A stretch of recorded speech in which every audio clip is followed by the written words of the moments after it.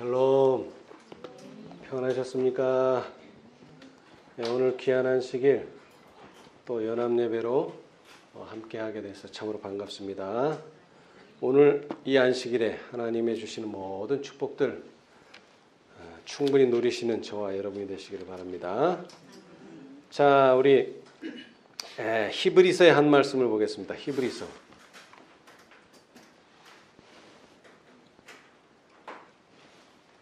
우리의 모본은 누구십니까? 우리 모든 인류의 모본. 예수님이시죠. 자, 우리 히브리서 2장 18절에 보시면 예수님이 모본이신데 특별히 우리 이런 면에서 우리 예수님은 우리의 모본이 되십니다.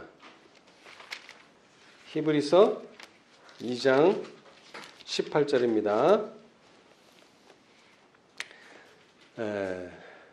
자기가 시험을 받아 고난을 당하셨은즉 시험 받는 자들을 능히 도우시느니라.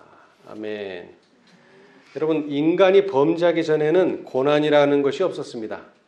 가시도 없고 떨기도 없고 그저 행복한 나날들이었지만 인간이 범죄한 이후로는 인간에게는 시련이 오고 고난이 옵니다. 그런데 그것을 우리 인간만이 받는 것이 아니고 바로 예수님께서 우리가 받는 똑같은 고난과 시험을 받으셨어요. 왜냐하면 그렇게 시험받고 고난받는 사람을 도와주기 위해서 같은 처지에 놓이신 거죠. 그렇죠? 예. 그러므로 저가 범사의 형제들과 같이 되심이 마땅하도다. 이는 하나님의 일에 자비하고 충성된 대제사장이 되어 백성의 죄를 구속하려 하심이라. 자기가 시험을 받아 고난을 당하셨은즉 시험 받는 자들을 능히 도우시느니라. 이 히브리서는 이 예수님의 그 제사장직에 대해서 많이 이야기하는데요. 또 이 15절에 보시면은요. 4장 15절 히브리서 우리에게 있는 대제사장은 우리 연약함을 체휼하지 아니하는 자가 아니요 모든 일에 우리와 한결같이 무엇을 받은 자로 돼? 시험을 받은 자로 돼 죄는 없으시니라. 여러분, 우리가 예수님의 성육신에 대해서 많이 얘기하는데 성육신의 핵심은 뭐냐? 우리랑 똑같은 시험을 예수님도 받는다는 것입니다. 다른 내용이 아니고. 자, 그래서 예수님의 공생애의 제일 첫 번째 시작을 알리는 것은 무엇입니까? 바로 시험 받는 거죠. 다른 거 아닙니다. 너와 나하고는 똑같다. 왜? 시험을 받기 때문에 그렇다는 거예요. 자, 그래서 예수님이 몇 가지 시험을 받으셨습니까? 3가지죠. 자, 우리 마태복음 4장입니다. 마태복음 4장. 예수님과 우리가 동등하다는 것을 보여주는 것이 바로 예수님이 시험을 받으시는 겁니다. 시험을 받으시는 거죠.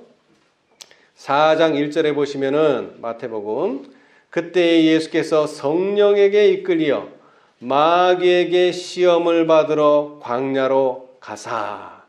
자, 근데 예수님의 시험과 우리 시험에 약간의 차이가 있다면 우리는 살다 보니까 시험을 받는데 예수님은 시험 받을 걸 알고서 가는 겁니다. 시험 받으려고 가는 거예요. 이게 좀 달라요. 우리는 될 수 있으면 시험을 피하려고 하지만 옵니다. 왜? 인간이기 때문에. 그런데 예수님은 시험을 받으러 가셨어요. 받으러 가셨어요. 우리는 시험을 피하러 가는데 예수님은 시험을 받으러 가셨어요. 왜냐하면 예수님이 우리와 같다는 것을 보여주시기 위해서 그렇습니다. 예수님이 무슨 능력이 많거나 이래서가 아니라 너와 나는 하나도 다르지 않다. 왜? 우리는 다 같이 시험을 받는 인간이라 하는 것을 보여주시기 위해서. 그런데 예수님은 평상시대로 하고 시험을 받으러 간 게 아닙니다. 어떤 상태로 가셨어요? 인간 중에서도 가장 약한 상태가 언제입니까? 금식하는, 먹을 것을 다 끊은 상태가 인간으로서는 가장 약한 상태입니다. 그런 가장 약한 상태, 40일을 밤낮으로 금식하신 후에 시험을 받으러 가셨어요. 우리는 평상시대로 가지만 그래도 우리는 지는데 예수님은 40일을 금식하고 가셔도 이기셨어요. 왜냐하면 예수님이 능력이 많아서가 아니라 예수님은 하나님의 방법대로 했기 때문에 승리하신 것입니다. 예. 오늘 시험에 대해서 좀 말씀을 드리려고 하는데, 자, 3절. 자, 첫 번째 시험입니다. 시험하는 자가 예수께 나와서 가로되 내가 만일 하나님의 아들이거든 명하여 이 돌들이 떡덩이가 되게 하라. 여러분, 예수님의 첫 번째 시험은 무엇에 관한 시험입니까? 먹는 겁니다. 먹는 거. 예. 사람들이 얘기하죠. 이 먹는 거는 본성이다. 먹기 위해서 훔치는 것은 이것은 어쩔 수가 없다. 왜? 사람은 굶으면은 담을 넘기 때문에 그래요. 이건 본성이라는 거예요. 제어할 수가 없는 본성이에요. 그런데 이것은 본성을 지나서 왜 먹는 것이 첫 번째 시험이 돼야 되느냐 하면 아담과 하와가 뭐 때문에 타락했다고요? 먹는 것 때문에 타락했기 때문에 그렇습니다. 그래서 아담과 하와가 타락한 그곳에서부터 예수님께서는 시험을 당하시는 겁니다. 자, 그런데 오늘 제가 보고자 하는 시험은 예수님의 시험이 아니고요. 애굽을 떠날 때 하나님의 백성들, 그 다음에 바벨론을 떠날 때 하나님의 백성들, 또는 바벨론에 있을 때 하나님의 백성들에게도 시험이 왔죠. 애굽에 있을 때도 물론 시험이 왔지만 특별히 바벨론에 있을 때 하나님의 백성들이 시험을 받았습니다. 그런데 그 시험은 모든 사람이 다 받은 것은 아니고요. 특별히 받은 사람들에 대해서 기사를 읽어볼 수 있는, 역사를 읽어볼 수 있는 책이 바로 다니엘서입니다. 그렇죠? 다니엘서. 자, 우리 한번 다니엘서를 보겠습니다. 다니엘서. 이 네 사람이 대표로 받았어요. 누굽니까? 이 네 사람은? 다니엘과 그의 친구들이죠. 대표로 받았어요. 모든 백성들이 받아야 되는데 특별히 다니엘과 이 세 사람이 받았습니다. 자, 그것은 무엇이냐면 여기서도 첫째는 먹는 문제입니다. 자, 그런데 이 예수님이 당한 먹는 문제는 뭐 하는 문제하고 관련되어 있어요? 생명하고 연관되어 있어요. 그래서 그것을 잘 알기 때문에 사단도 먹을 것을 네가 먹어야 되지 않느냐. 그러기 위해서는 조금 너의 능력을 좀 과하게 써라. 먹기 위해서, 너만 먹기 위해서, 다른 사람을 주기 위해서가 아니라 내가 먹기 위해서 사람이 떡으로 산다는 것을 보여줘라. 자, 그런데 예수님의 답변은 뭐예요? 사람이 떡으로만 살 것이 아니라는 것입니다. 떡으로만 살 것이 아니에요. 물론 먹는 거로 살아야 되지만 떡으로만 사는 것이 아니고 다른 것이 있다는 거예요. 다른 것이 뭡니까? 하나님의 입으로 나오는 모든 말씀으로 살 것이라. 그런데 이 다니엘은 좀 더 구체적으로요. 자, 다니엘도 먹을 것이 관련되어 있기는 하지만 우리 8절, 다니엘서 1장 8절. 다니엘은 무엇을 정하여요? 뜻을 정하여 왕의 진미와 그의 마시는 포도주로 뭐를 하지 아니하리라? 자기를 더럽히지 아니하리라. 자, 여러분, 이 진미 안 먹는다고 뭐 죽습니까? 그렇지는 않아요. 그러나 이 왕의 진미와 포도주를 먹으면 어떻게 됩니까? 더러워집니다. 이게 아주 중요해요. 이것은 이것을 먹지 않으면 죽는 그런 위기가 아니고 안 먹어도 되고 먹어도 되는데 지금 바벨론의 포로로 잡혀왔어요. 바벨론 시민도 아니고 바벨론의 포로로, 다시 말하면 종으로 잡혀왔어요. 종에게는 뭐가 없습니까? 선택의 그런 특권이 없어요. 종은 주인 시키는 대로만 해야 돼요. 그러나 뭐의 문제에 있어서는, 자기를 더럽히는 문제에 있어서는 다니엘은 뜻을 정했다. 여러분, 여기에 아주 중요한 핵심이 있습니다. 예수님께서는 40일을 굶으셨기 때문에 정말로 배가 고프고 정말로 허기가 졌어요. 그러나 다니엘은 허기 지지는 않았어요. 그러나 이것은 바벨론에 잡혀갔기 때문에 포로로, 이것을 거역하면 뭐 할 수도 있습니까? 죽을 수도 있습니다. 그것이 깔려 있어요. 그러나 왜 이것을 먹을 수가 없습니까? 이것을 먹으면 내가 어떻게 된다고요? 더러워진다는 것입니다, 여러분. 이게 아주 중요합니다. 더러워진다는 것이에요. 그러면 뭐 내장이 더러워집니까? 뭐 위가 더러워져요? 아니죠. 뭐가 더러워져요? 하나님의 말씀을 거스렸기 때문에 내 영혼이 더러워진단 말이에요. 내 육체가 더러워지는 게 아니고 내 영혼이 말씀을 거역하는 것이기 때문에. 그래서 이것을 극복하기 위해서 다니엘은 뭐를 했다고요? 뜻을 정했다는 것입니다. 자, 그런데 공교롭게도 예수님이 3가지의 시험을 당했다면 다니엘과 그 친구들도 몇 가지 시험을 당했습니까? 3가지예요. 그죠? 자, 1장에서는 먹는 문제고, 자, 3장에서는 또 어떤 문제가 걸렸어요? 또 3장에, 다니엘 3장에서는 금신상에게 절하느냐, 절하지 않느냐. 근데 사실 이 금신상은 어디서부터 유래됐습니까? 다니엘 2장에서부터 유래됐어요. 왕이 꿈을 꿨는데 무엇을 보았습니까? 금신상은 아니고 하나의 상을 봤죠. 자, 어떻게 되어 있습니까? 상이. 머리는 금, 가슴은 은, 그 다음에 이 허리와 허벅지는 동, 그 다음에 다리는 철, 그 다음에 발가락은 철과 진흙. 몇 단계로 되어 있어요?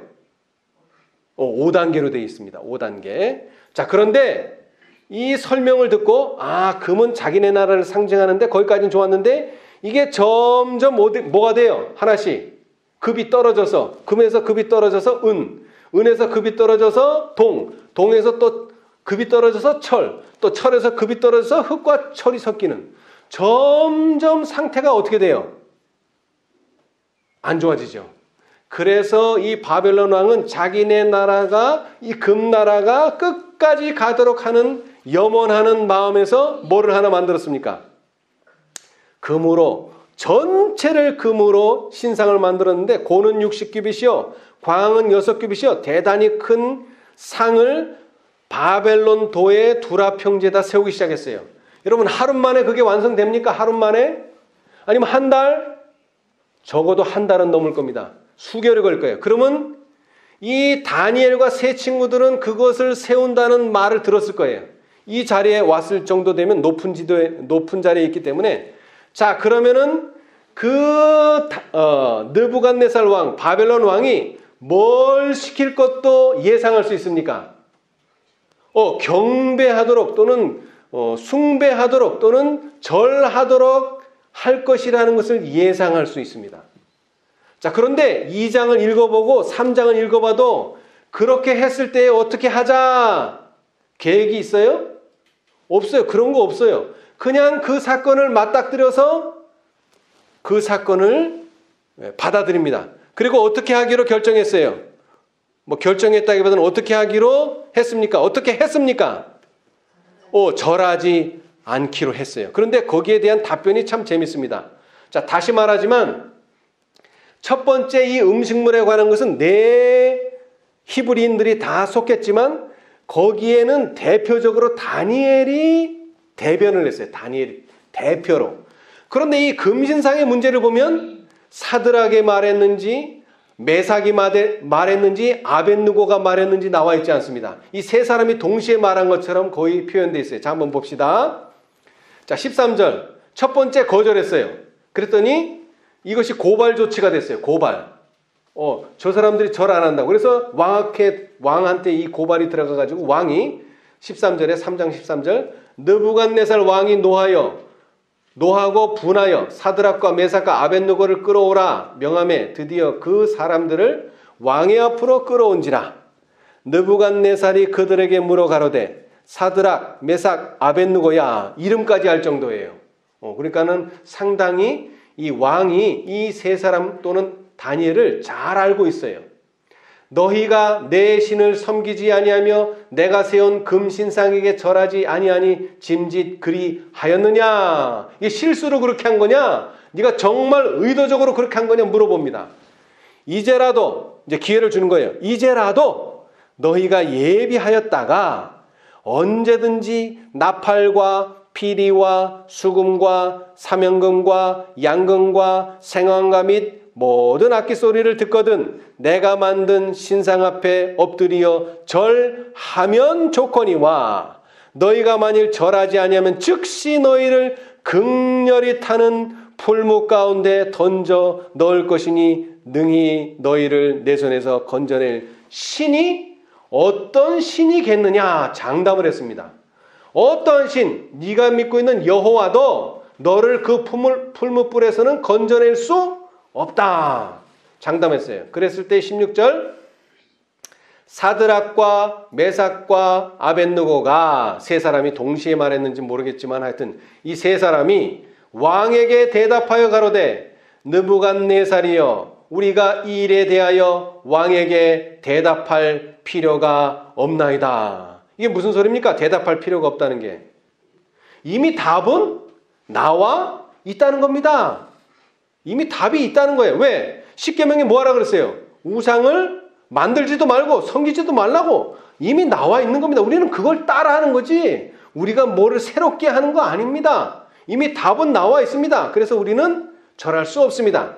그래서 여기 뭐라고 또 덧붙였냐면 만일 그럴 것이면 왕이여 우리가 섬기는 우리 하나님이 우리를 극렬히 타는 풀무 가운데서 능히 건져내시겠고 왕의 손에서도 건져내시리이다. 그리 아니하실지라도 왕이여 우리가 왕의 신들을 섬기지도 아니하고 왕의 세우신 금신상에게 절하지도 아니할 줄을 아옵소서. 아멘. 그런데 어떤 기적이 일어났습니까? 그 사람을 7배나 뜨겁게 해가지고 그 사람 데리고 가던 사람은 타 죽었는데 분명히 몇 사람을 집어넣었어요. 풀무불에다가. 세 사람을 집어넣는데 몇 명이 보여요? 4사람이 보여요. 분명히 3사람을 집어넣는데 그리고 3사람이 절을 안 했어요. 4사람이 절을 안 하는 게 아니에요. 3사람이 절을 안 했는데 4사람이 보이는 거예요. 그래서 여기 뭐라 그랬습니까? 자, 24절 때에 느부갓네살 왕이 놀라 급히 일어나서 모사들에게 물어 가로되 우리가 결박하여 불 가운데 던진 자는 몇 사람? 3사람이 아니었느냐? 그들이 왕에게 대답하여 가로되 왕이여 올소이다. 왕이 또 말하여 가로되 내가 보니 결박되지 아니한 몇 사람? 4사람이 불 가운데로 다니는데 상하지도 아니하였고 그 넷째의 모양은 신들의 아들과 같도다. 자, 신들의 아들이라고 뭐 명패가 써 있습니까? 근데 이미 느부갓네살은 그 넷째 사람이 누구라는 것을 인정할 수밖에 없어요. 하나님의 아들이라는 것을 인정할 수밖에 없어요. 사실은 이 신상을 세워서는 안 됩니다. 왜? 이 꿈 해석 자체가 누구한테 왔어요? 다니엘을 통해서. 하나님께서 주셨어요. 그래서 뭐라 그랬습니까? 야, 너희가 섬기는 그런 하나님 없다고 해놓고서는 우상을 만들어서 그 우상에게 절하게끔 한 게 느부갓네살이에요. 그러나 이런 와중에서도 다니엘과 세 친구는 변함이 없이 하나님을 섬깁니다. 자, 그래서 사실은 다니엘과 세 친구에서 4사람이 시험을 당하고 4사람이 하나님께 영광을 돌렸지만 사실은 하나님의 아들도 포함되어 있다고 하는 사실을 두 번째 시험이 알려줍니다. 자, 다시 말합니다. 이렇게 우상에게 절하게 할 것을 이미 알고 있었지만 그들은 그것을 위해서 아무런 준비도 하지 않았습니다. 이게 아주 중요해요. 자, 그들은 뭐라고 말했습니까? 대답할 필요가 없다 라고 확고하게 말했어요. 내가 죽든지 살든지 그것은 중요하지 않다. 우리는 원칙대로만 한다. 자, 그런데 시험은 여기서 끝나는 게 아니죠. 자, 6장으로 가면 이제 또 어떤 시험이 나옵니까? 이번에는 좀 이해가 안 되는 시험이 나와요. 뭐에 대한 시험입니까? 기도에 대한 시험입니다. 기도.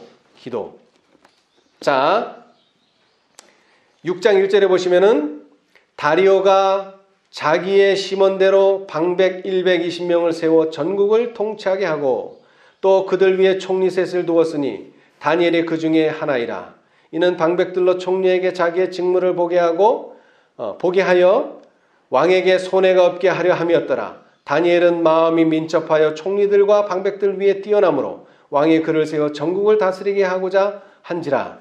이에 총리들과 방백들이 국사에 대하여 다니엘을 고소할 틈을 얻고자 하였으나 능히 아무 틈 아무 허물을 얻지 못하였으니 이는 그가 충성되어 아무 그릇함도 없고 아무 허물도 없음이었더라. 이 말은 아주 중요합니다.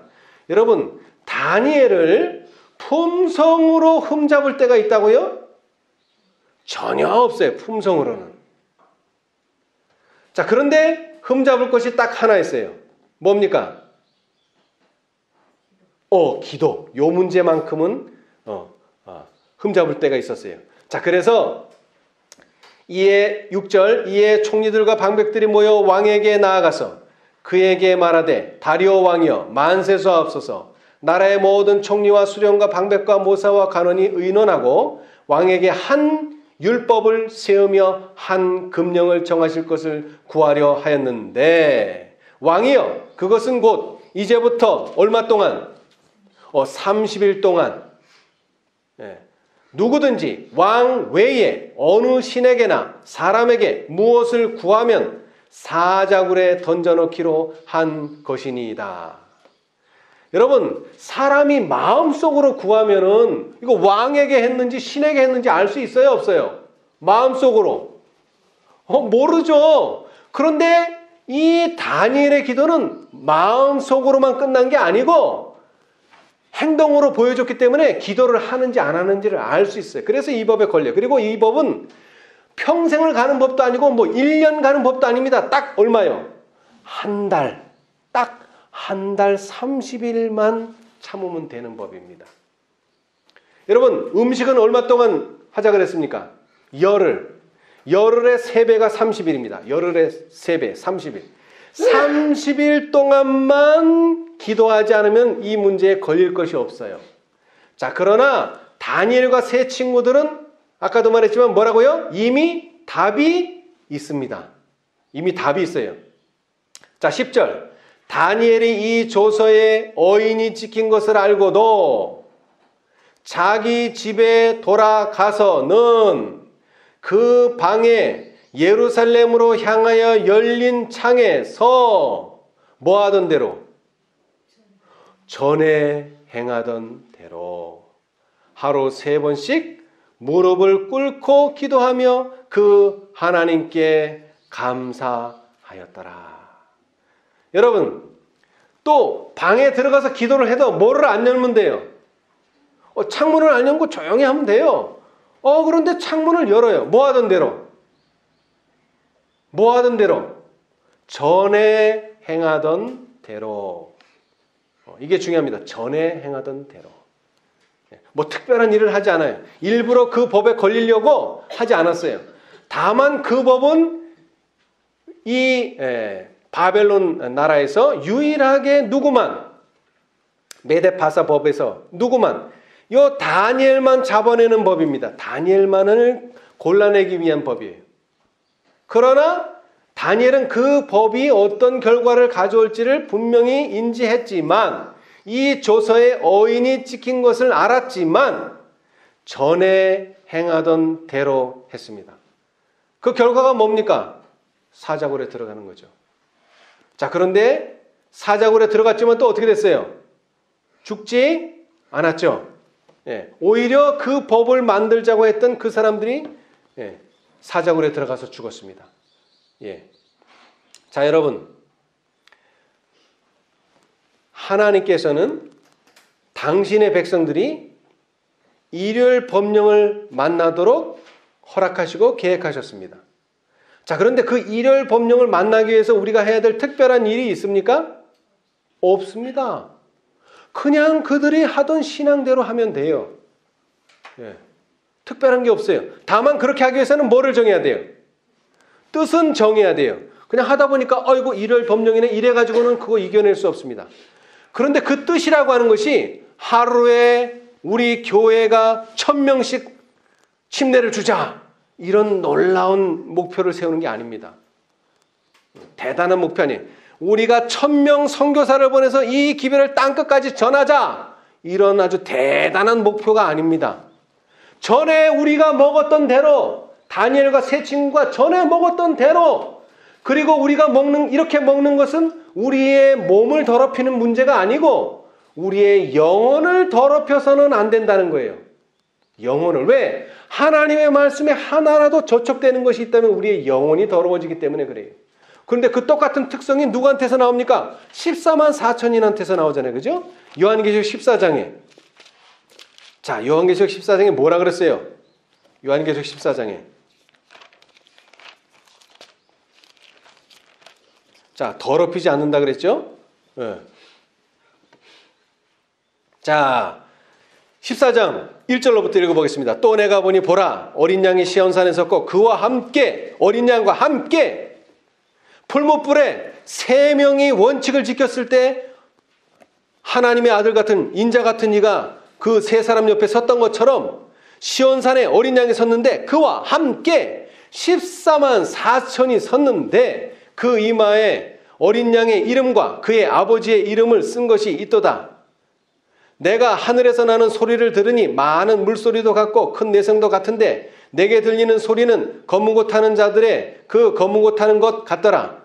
저희가 보좌와 네 생물과 장로들 앞에 새 노래를 부르니 땅에서 구속함을 얻은 14만 4천인 밖에는 능히 이 노래를 배울 자가 없더라. 그리고 뭐라 그랬느냐?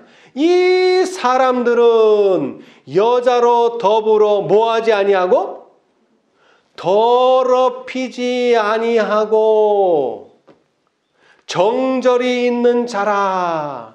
여러분, 다니엘과 똑같습니다. 다니엘이 그 음식을 먹음으로 육체가 더러워지는 게 문제가 아니라 영혼이 더러워지는 거예요. 영혼이. 근데 14만 4천인도 마찬가지예요. 여자로 더불어 더럽히지 아니하고 정절이 있는 자라. 예. 근데 그렇게 하기 위해서 다니엘이 한 일은 뜻을 정하는 것입니다. 목표가 있다는 것이에요. 우리의 목표는 뭡니까? 14만 4천인에 드는 것입니다. 그 수를 채우는 것입니다. 그것이 재림을 앞당기는 일이고 그것이 하나님의 사업을 돕는 일입니다. 대단한 거 아니에요. 뭐 내가 평생에 뭐 100명을 전도하고 누구를 성경을 가르치고 이런 대단한 거 아닙니다. 내가 하나님의 구속의 경륜에 있어서 하나님의 백성으로서 14만 4천인의 수요에 내가 들어가는 것입니다. 다른 거 아닙니다. 자, 그 다음에는 뭡니까? 내가 어떠한 고난과 시련 가운데서 내가 죽을지라도 어디에서 떠나지 않은 것입니까? 어린 양이 어디로 인도하시든지 따라가는 자입니다.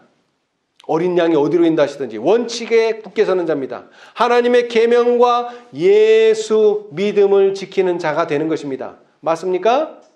아멘. 예. 자, 그 다음에 기도. 여러분, 다니엘이 드린 기도는 자, 제가 건강하게 백수하게 해주십시오.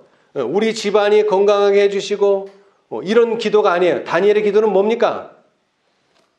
지금 70년의 기약이 되어 가는데 이 기약이 될 때에 하나님의 백성들이 당신의 성전을 회복하고 특별히 당신의 예배를 회복할 수 있게 해 주십시오 하는 중복이 되었습니다. 교회를 위한 기도였단 말이에요. 개인을 위한 기도가 아니고 우리 가족을 위한 기도가 아니고 교회와 하나님의 사업을 위한 기도였다는 것이에요. 그래서 그것을 끊칠 수가 없는 거예요. 내 가족의 기도라면 30일 동안 안 하면 돼요. 안 할 수도 있어요. 그러나 이 기도는 하나님을 위한 기도고 하나님의 섭리가 성취되도록 하는 기도고 이것은 하나님의 뜻대로 하는 기도이기 때문에 멈출 수가 없다는 것입니다. 그리고 이 기도는 그 누구도 멈출 수가 없습니다. 이 기도는 멈출 수가 없어요. 마찬가지로 당신의 백성들이 이 일요일 법령을 만날 때에 당신의 백성들은 절대로 짐승과 그의 우상에게 절할 수가 없는 상태가 된다 이거예요. 자, 그래서 특별히 두 번째 시험, 금신상에 대한 시험에 대해서 화이트부인은 이렇게 주석했어요. 자, 우리 다니엘서를 보겠습니다. 다니엘서 3장에 대한 화이트부인의 주석입니다. 다니엘서 3장에 대한 주석. 이 금신상은 일요일 법령과 비유적으로 매칭을 시켜놨어요. 화이트 선지자께서. 자, 다니엘서 3장 1절로 5절의 주석. 마지막 시대의 우상이라는 제목으로 많은 사람들이 넷째 계명의 안식일을 무효화시키고 아무것도 아닌 것으로 취급한다. 반면에 인간이 만든 거짓 안식일을 높인다. 하나님의 율법 대신에 죄악의 하나님의 법이 높임을 받고 그 법은 바벨론 백성들이 느부갓네살의 금우상을 받아들이고 인정한 것과 같이 인정을 받을 것이다. 그 큰 금우상을 만들고 난 후에 느부갓네살은 모든 사람, 곧 큰 자나 작은 자나 높은 자나 비천한 사람 그리고 부자나 가난한 사람 모두가 다 신하의 예를 갖추어 그것을 받아들이라고 명령을 내렸다. 자, 그것은 곧 무엇을 의미합니까? 금신상을 세움으로써 모든 사람이 하나님의 참 안식일이 아니고 거짓 안식일에 뭐하도록? 경배하도록 하는 것입니다. 자, 그런데 한번 보세요. 첫째 천사의 기별이 울려 퍼질 때 개신교인들이 있었습니까? 없었습니까? 개신교인들이 하나님의 백성입니까? 아닙니까? 하나님의 백성이죠. 그런데 그들은 무지하게 하나님의 날에 예배드리지를 못했어요. 다시 말하자면 그들은 예배는 드렸지만 참 하나님께 참 경배를 드릴 수가 없었어요. 왜? 날이 잘못되었기 때문에. 그것을 바로잡는 것이 첫째 천사의 기별입니다. 그렇죠? 자, 여태까지 우리는 일요일이 하나님의 날인 줄 알고 열심히 주일날이라고 생각하면서 예배를 드렸는데 그것은 참으로 하나님의 날이 아니라는 것입니다. 그것을 일깨워주는 게 첫째 천사의 기별이에요. 자, 14장 7절, 계시록 14장 7절. 그가 큰 음성으로 가로되 하나님을 두려워하며 그에게 영광을 돌리라. 이는 그의 심판하실 시간이 이르렀음이니 하늘과 땅과 바다와 물들의 근원을 만드신 이를 뭐하라? 경배하라 하더라. 근데 넷째 계명에 나온 이야기가 뭡니까? 하늘과 땅과 자, 출애굽기 20장 8절 10계명 중에서 네 번째 계명. 출애굽기 20장 8절에 10계명이 나오는데요. 그 중에 네 번째 계명 8절에 안식일을 기억하여 거룩히 지키라. 엿새 동안은 힘써 내 모든 일을 행할 것이나 제7일은 너의 하나님 여호와의 안식일인즉 너나 내 아들이나 내 딸이나 내 남종이나 내 여종이나 내 육축이나 내 문 안에 유하는 객이라도 아무 일도 하지 말라. 이는 엿새 동안에 나 여호와가 하늘과 땅과 바다와 그 가운데 모든 것을 만들고 제7일에 쉬었음이라. 그러므로 나 여호와가 안식일을 복되게 하여 그날을 거룩하게 하였느니라. 자, 다시 말하지만 첫째 천사의 기별은 바로 그러한 하나님을 기억하고 안식일에 하나님을 경배하라는 것입니다. 그렇죠? 안식일은 뭘 기억하게 한다고요? 창조의 하나님을 기억하게 하기 때문에 하늘과 땅과 바다와 물들의 근원을 만드신 이를 생각나게 하기 때문에. 그래서 그들은 개신교인들은 하나님의 백성이긴 했지만 예배를 회복하지는 못했다 이겁니다. 그래서 그것을 회복하도록 하나님께서는 첫째 천사의 기별을 보내셨어요. 그렇죠? 자, 그래서 그들은 이제 비로소 하나님의 날을 알게 되고 비로소 하나님을 경배할 수 있게 된 것입니다. 자, 우리 마태복음 25장으로 가서요. 이 마태복음 24장은 뭘 말하고 있습니까? 예수님의 재림에 대해서 어떤 일이 벌어질 것이며 그래서 너희는 깨어서 그날이 도둑과 같이 오지 않도록 하라는 것이 마태복음의 기별입니다. 24장에. 자, 그런데 25장은 깨어서 기다리는데 뭐 하면서 기다려야 됩니까? 등불이 꺼지지 않도록 기다려야 돼요. 그렇죠? 25장은 뭐예요? 열처녀의 비유죠. 자, 그 다음에 열처녀 비유 다음에 나오는 건 뭡니까? 달란트의 비유입니다. 자, 그런데 이 달란트가 몇 개가 주어졌어요? 처음에 5개, 2개, 1개. 자, 그런데 이 5개의 달란트를 받은 사람들은 뭐 해야 됩니까? 이것을 잘 활용해서 장사해서 남겨야 돼요.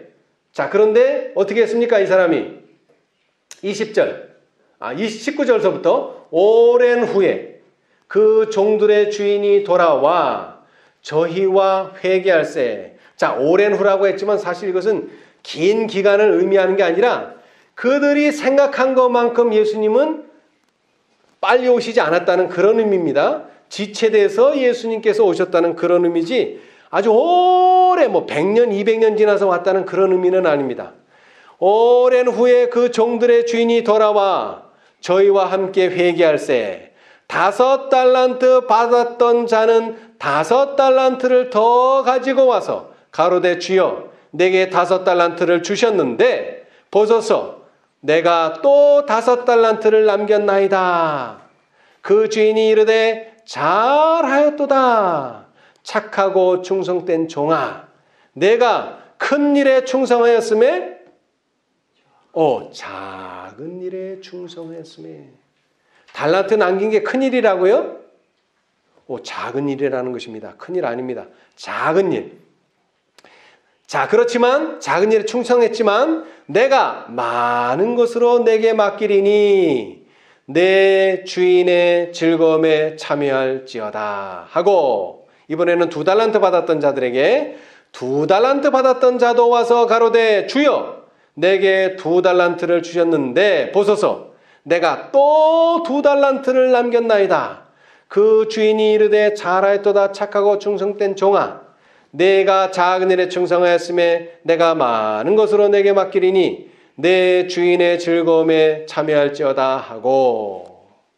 자, 여러분, 5달란트 남긴 사람도 또 남기고 2달란트 받았던 사람도 또 남겼는데 그 일은 대단한 일이 아니고 작은 일이었습니다.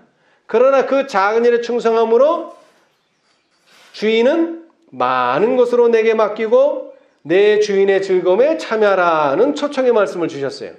자, 그런데 이제 마지막으로 1달란트 받았던 자도 와서 가로되 주여 당신은 굳은 사람이라 심지 않은 데서 거두고 해치지 않은 데서 모으는 줄을 내가 알았으므로 두려워하여 나가서 당신의 달란트를 땅에 감추어 두었나이다. 보소서 당신의 것을 받으셨나이다. 여러분, 엄밀히 말하자면 주인은 손해를 봤습니까? 손해가 없습니까? 엄밀히 말해서 주인이 손해가 있어요? 없어요? 없죠. 왜? 1달란트를 줬는데 1달란트는 돌려줬으니까. 자, 그런데 주인이 1달란트를 준 이유는 뭡니까? 그거를 잘 보관했다가 주라는 의미로 맡겨놓은 게 아닙니다. 이것을 가지고 뭐 해서 여기 장사라는 표현을 했는데 장사를 해서 이윤을 남기는 것이 주인의 뜻입니다. 그런데 다른 사람들은 다 이윤을 남겼어요. 여러분, 5달란트 가지고 한다고 손해가 꼭 이윤을 남기는 일만 할 수 있습니까? 아니죠. 이윤을 못 남기는 장사도 있지 않습니까? 손해를 볼 수도 있어요.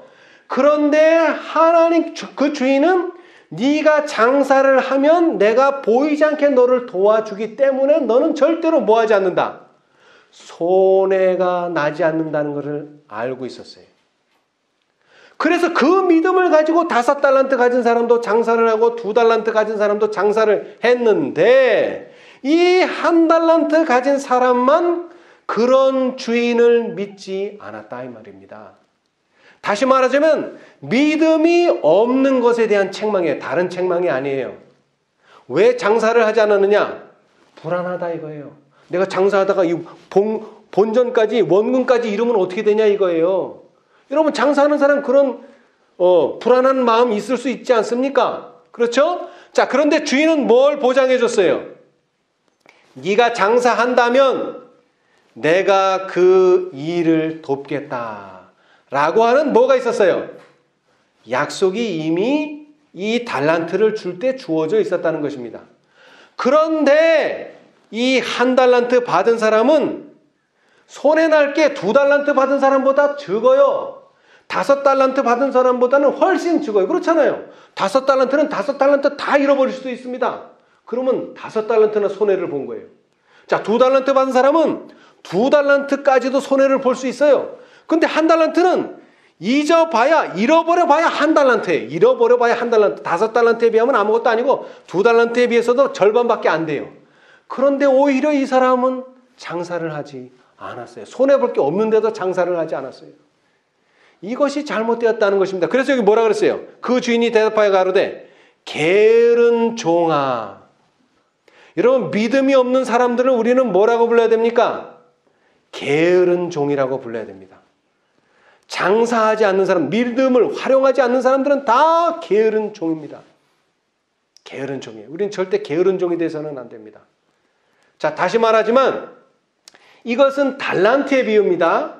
어떤 재능에 대한 비유입니다. 근데 이것을 좀 더 영적으로 살펴보면요, 재밌는 결과가 나타납니다. 여러분, 우리는 계시록 14장의 세 천사와 계시록 18장의 두 천사를 발견하면서 이것은 다섯이라고 하는 것을 발견했어요. 달란트는 아니지만 하나님께서는 5개의 기별을 주셨어요. 우리는 그 기별에 어떻게 응답하고 그 기별을 어떻게 활용해야 됩니까? 나 혼자만 알고 나 혼자만 보관해서는 절대 안 됩니다. 이것은 전해야 됩니다. 이것은 장사를 해야 돼요.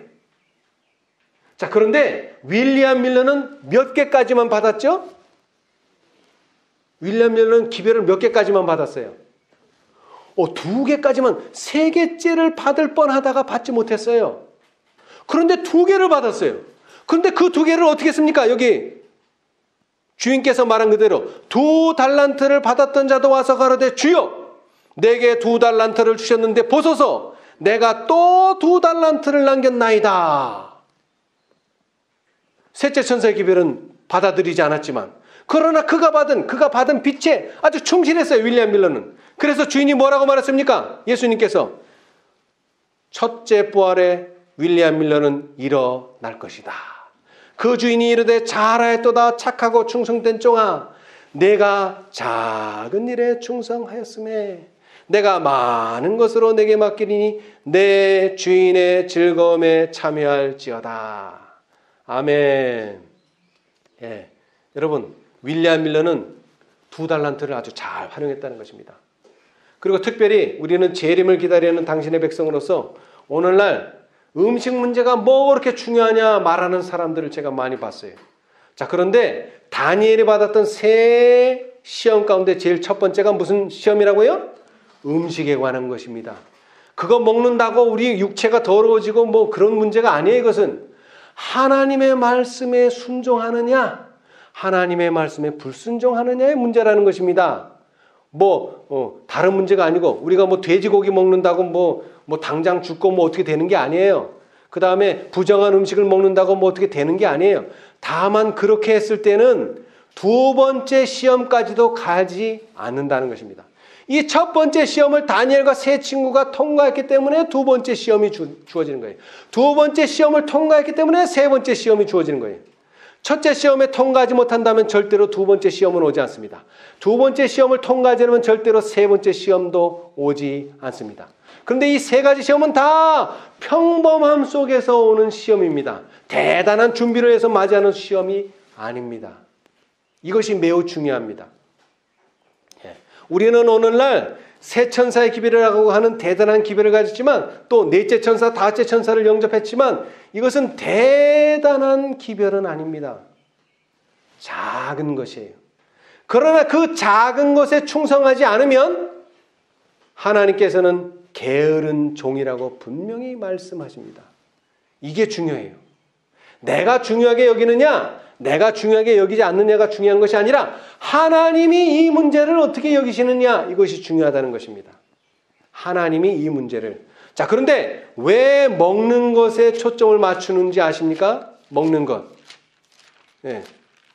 자, 여러분, 예수님께서 제자들을 가르치실 때에 가장 중요하게 여기신 것이 진리입니다. 진리. 그 진리는 어떻게 옵니까? 예수님의 모든 말씀과 가르침 속에서 옵니다. 근데 그 진리를 등한히 여기거나 그 진리를 중요하게 여기지 않을 때는 특별히 베드로가 어디에 빠졌어요? 시험에 빠졌죠. 시험에 빠졌다는 말은 물속에 가라앉았다는 말과 똑같습니다. 왜 물속에 가라앉았습니까? 베드로가 시야를 어디에서? 예수님에게서 돌이켜서 반대쪽 제자들을 보는 순간 그는 물에 빠졌습니다. 시험에 굴복했어요. 그 다음에 예수님께서 분명히 예언하셨어요. 네가 나를 3번 부인한다. 그것도 정확하게 닭이 2번 울기 전에 네가 나를 3번 부인한다. 정확하게 숫자까지 가르쳐줬어요. 얼마나 놀라운 일입니까? 그런데 그것을 무시했어요. 사실은 무시한 게 아니라 등한히 여긴 거죠. 그래서 베드로가 그것을 깨닫고 나서야 내가 하나님의 말씀을 등한히 하고 하나님의 말씀을 의심했다고 하는 사실을 비로소 깨닫게 됐죠. 이 교훈을 받기 전에는 절대로 이른비도 오지 않습니다. 이 교훈을 받기 전에는 절대로 핍박도 오지 않습니다. 이거 오면 다 넘어지기 때문에. 자, 여러분, 오늘날 많은 사람들이 늦은 비를 기다립니다. 어떤 대단한 일을 해서 준비하는 거 아닙니다. 다니엘과 같이 첫째는 음식물. 왜? 이 음식물이 나의 신앙을 좌지우지할 때가 있다는 것입니다. 그러나 오늘날 우리 주위에 있는 고추를 먹네 안 먹네 이런 것이 아닙니다. 진리에 대한 분별력이 있어야 된다는 것입니다. 진리는 받아들이고 우리가 섭취해야 되지만 절대로 진리가 아닌 것은 섭취하지도 말고 거들떠 봐서도 안 됩니다. 영적으로 말씀드리는 것입니다. 우리의 양식은, 영적인 양식은 진리의 양식만을 받아들여야지 절대로 다른 음성을 받아들여서는 안 됩니다. 그러면은 절대로 일요일 시험령까지 가지도 않습니다. 그 전에 오류에 빠집니다. 하나님께서는 당신의 백성들을 체질하시는데 뭐로 체질하십니까? 뭐로 흔드세요? 오류로 흔듭니다. 오류. 다른 게 아니에요. 물론 진리가 주어졌을 때 그 진리를, 근데 오류를 덥석 그냥 받아들이지 않습니다. 왜 오류를 받아들이냐? 진리가 올 때 또는 빛이 올 때 그 진리나 빛을 거절하면 뭐가 어두워졌어요? 눈이 어두워져서요. 그것이 진리인지 옳은지 분별을 못합니다. 여러분, 시드기야 왕이 마지막 왕인데요. 시드기야 왕이 어떻게 죽었습니까? 죽었다기 표현보다도 바벨론에서 어떤 일을 당했어요? 이거 아주 매우 중요한데요. 눈이 뽑혔어요. 눈이. 여러분, 많은 방법이 있어요. 다리를 자를 수도 있고 손을 자를 수도 있고 여러 가지 방법인데 왜 바벨론이 시드기야 왕의 눈을 뽑았을까요? 그 많은 고문의 방법이나 고통해 주는 방법이 여러 가지가 있을 텐데 왜 눈을 뽑았을까요? 이거 아주 중요합니다. 더 이상 하나님을 보지 못하도록 하게 하는 것입니다. 진리를 보지 못하도록. 그 다음에 더 중요한 것은 시드기야 왕의 아들을 눈이 뽑히기 전에 죽였어요. 자, 우리 한번 성경을 봅시다. 이 성경절만 읽고 마치겠습니다. 자, 열왕기왕 하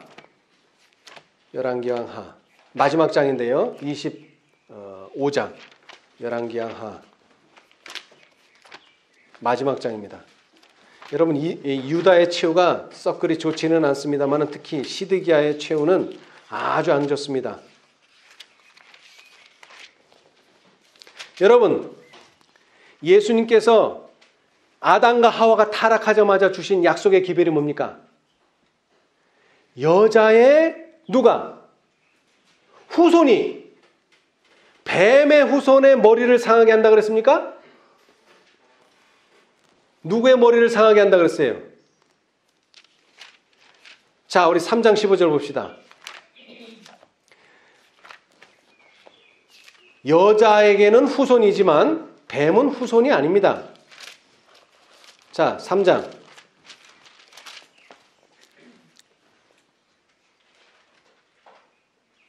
자, 여러분 잘 보세요. 여자의 후손이 누구의 머리를 상하게 한다 그랬어요? 여자의 후손이 뱀의 후손의 머리를 상하게 하는 게 아닙니다.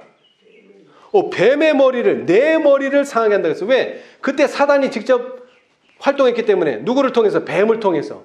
그러니까 뱀을 직접적으로 심판하십니다. 그런데 그렇게 심판하려면 누가 나타나야 돼요? 여자의 후손이 나타나야 돼요. 후손이. 자, 여러분, 시드기야 왕은 무슨 지파입니까? 시드기야 왕 무슨 지파예요? 자, 시드기야 왕이 어디서부터 왕위가 내려왔어요? 다윗부터 내려온 거 아니에요? 사실은 사울부터 내려왔지만 사울은 일대로 끝났어요. 왜? 하나님께 충성하지 않았기 때문에. 그러나 다윗은 하나님께 충성했기 때문에 그 집안 대대로 왕위가 내려옵니다. 그래서 시드기야는 참 악한 왕이기는 하지만, 모자란 왕이기는 하지만 시드기야는 유다의 왕이에요. 그런데 그 유다에게서 누가 난다 그랬어요?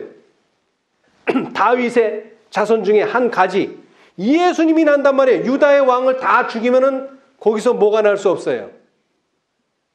예수님이 날 수가 없잖아요. 그러니까 바벨론이 시드기야 왕의 눈을 뽑기 전에, 하나님을 만나지도 못하고 진리를 더 이상 보지 못하기도 하기 전에 그의 자녀들을 다 보는 앞에서 죽여버렸어요. 다시 말하면은 너를 구원할 자는 앞으로 없다.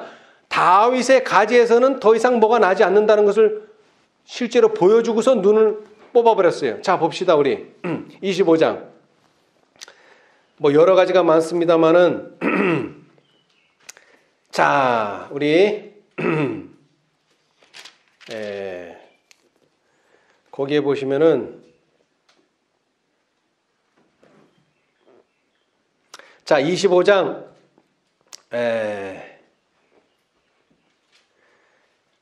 1절, 시드기야 9년 10월 10일에 바벨론 왕 느부갓네살이 그 모든 군대를 거느리고 예루살렘을 치러 올라와서 진을 치고 사면으로 토성을 쌓음에 성이 시드기야 왕 11년까지 에워싸였더니, 자, 이때 뭐 해야 됩니까? 하나님의 뜻대로 한다면 항복해야 됐습니다.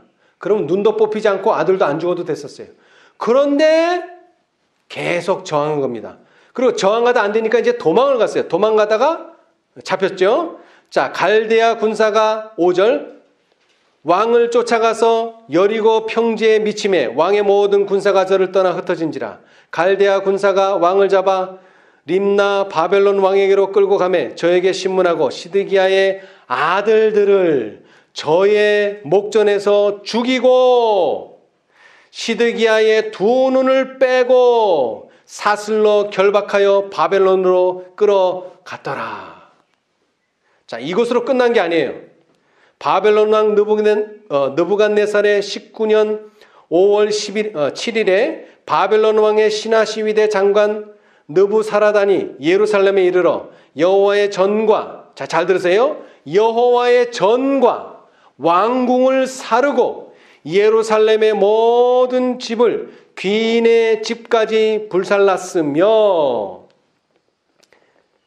자, 13절, 갈대아 사람이 또 여호와의 전에 두 놋 기둥과 받침들과 여호와의 전에 놋 바다를 깨뜨리고 그 놋을 바벨론으로 가져가고 또 가마들과 부삽들과 불집게들과 숟가락들과 섬길 때에 쓰는 모든 놋그릇을 다 가져갔으며 시위대 장관이 또 불옮기는 그릇들과 주발들 곧 금과 은물의 은을 가져갔으며 또 솔로몬이 여호와의 전을 위하여 만든 두 기둥과 한 바다와 받침들을 취하였는데 이 모든 기구의 놋 중수를 헤아릴 수 없었으니 그 한 기둥은 고가 18규빗이요 그 꼭대기에 놋머리가 있어 고가 3규빗이요 그 머리에 둘린 그물과 석류가 다 놋이라.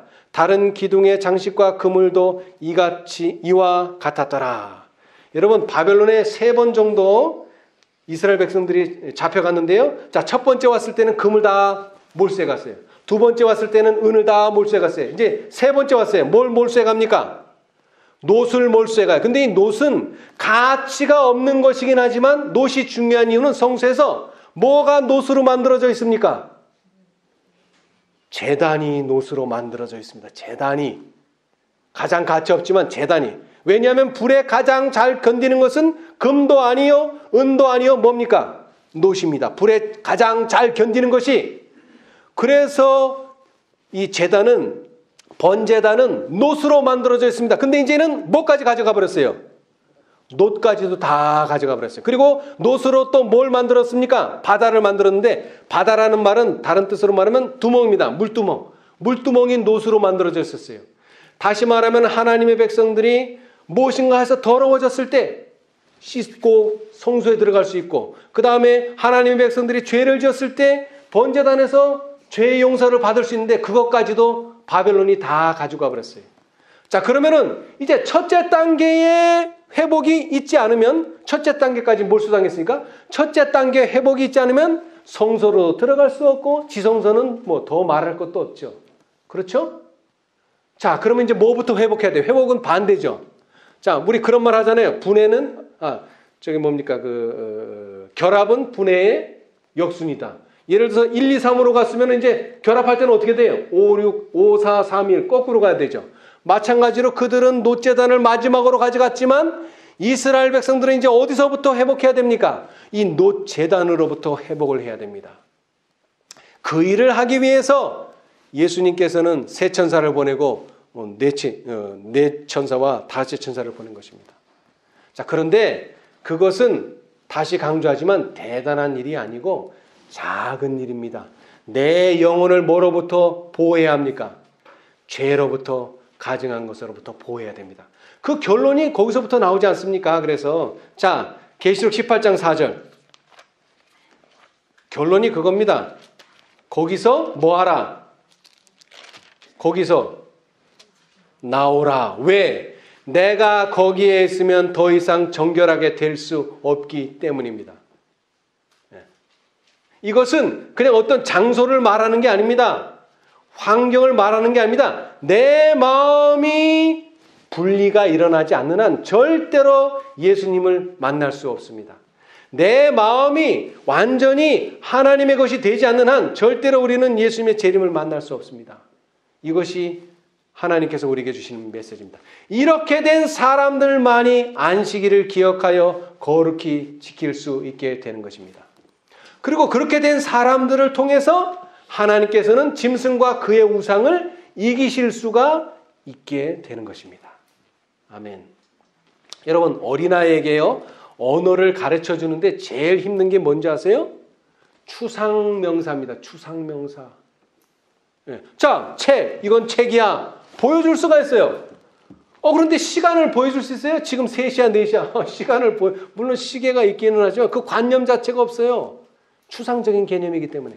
여러분, 우리가 회복하는 것은 건물을 세우고 안식일 해질 때부터 해질 때까지를 지키고 이런 게 아닙니다.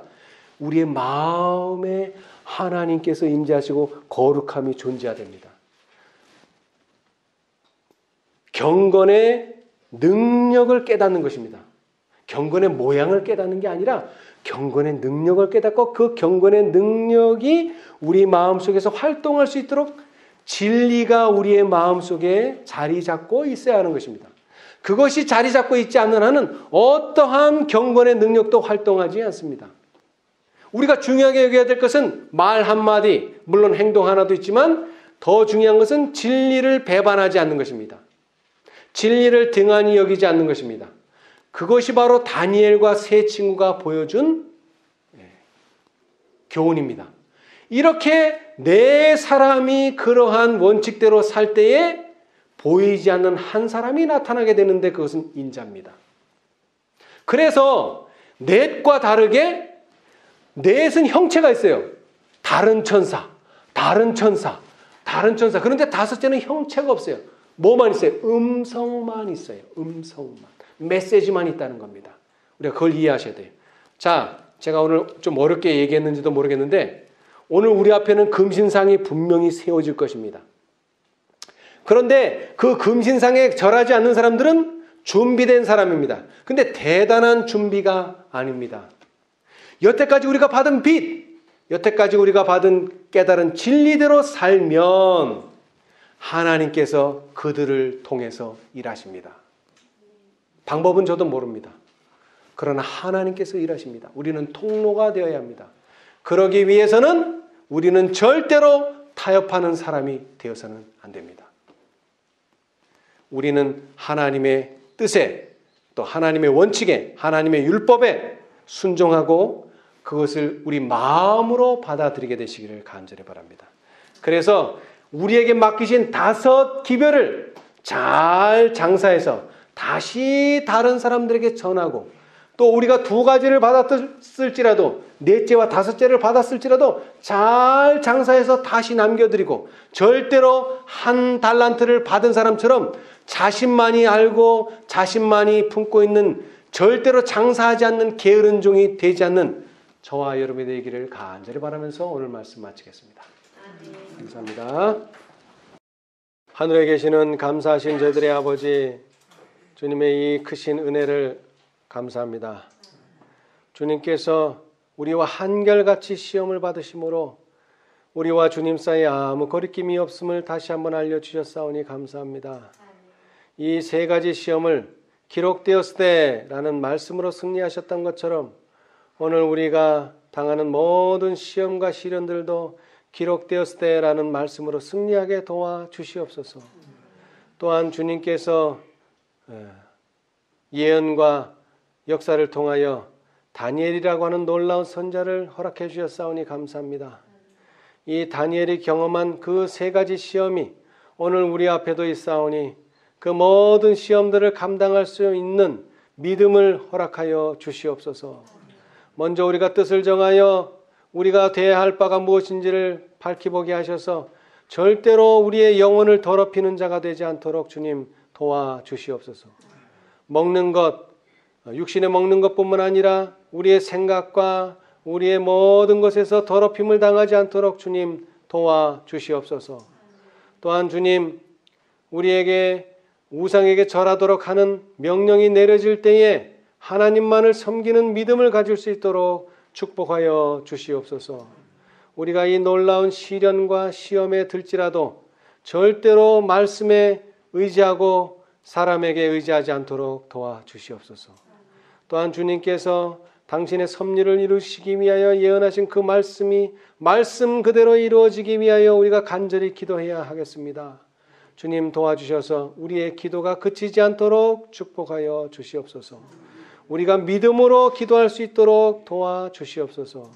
세상에 벌어지고 있는 일들이 참으로 하나님의 말씀과 맞지 아니하거나 또 하나님의 말씀과 어긋나는 것이 있을지라도 우리의 보는 대로 생각지 말게 하시고 느끼는 대로 말하지 말게 하시고 생각나는 대로 신앙하지 않도록 도와주시옵소서.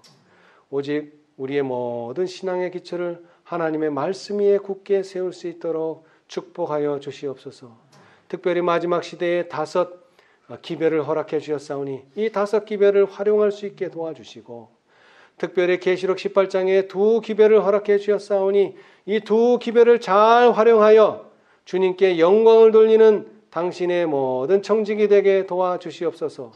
한 기별이라도 장사하지 아니하고 게으른 종처럼 가두어두지 않는 당신의 착하고 충성된 종이 될 수 있도록 축복하여 주시옵소서. 우리가 하는 이 모든 일들이 작은 일이지만 이 모든 일에서 주님께 충성함으로 하나님께 영광을 돌리는 저희 모두가 될 수 있도록 축복하여 주시옵소서. 모든 것을 예수님의 이름으로 기도드리옵나이다. 아멘.